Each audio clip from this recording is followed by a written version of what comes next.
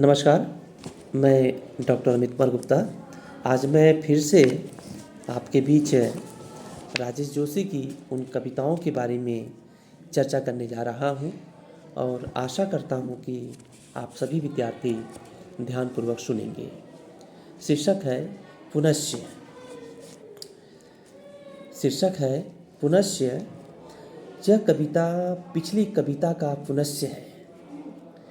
यह कविता पिछली कविता का पुनश्य है और पिछली कविता उससे पहले की किसी की कविता का अपने अदृश्य हो गई नदी की स्मृति।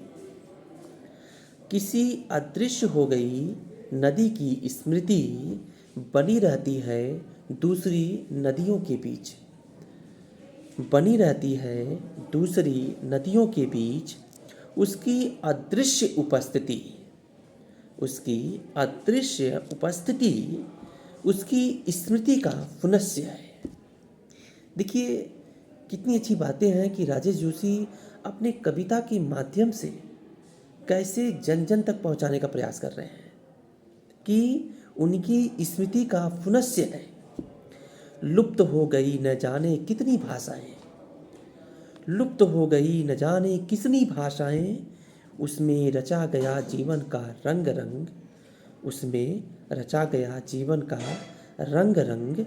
किसी न किसी भाषा में से झांकता दिख जाता है एक दिन अचानक और कोई न कोई उसे पहचान लेता है। इतना निरंतर है सब कुछ कि गर्भाशय में बच्चा एक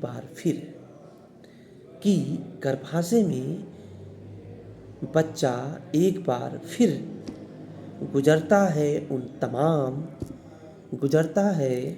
तमाम अवस्थाओं से जिनको पार करके आया वह यहाँ तक। किसी कवि की कविता सुनते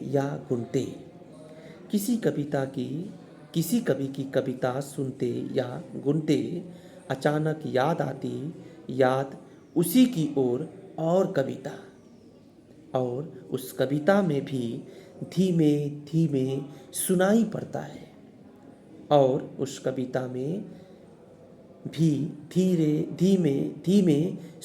पड़ता है किसी और पुरानी कविता का पुनरण, जो कहा जा चुका पहले भी कई बार, पर बचा रहा जो अनकहा कुछ भी नहीं।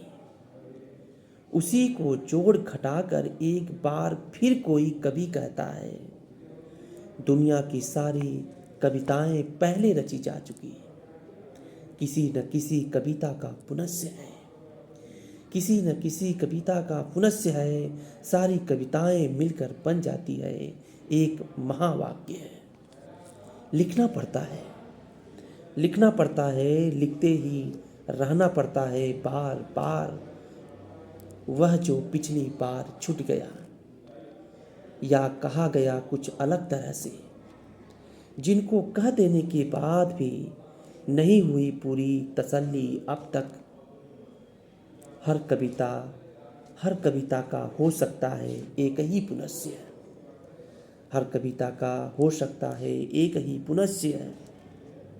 दुविधा के लिए चाहे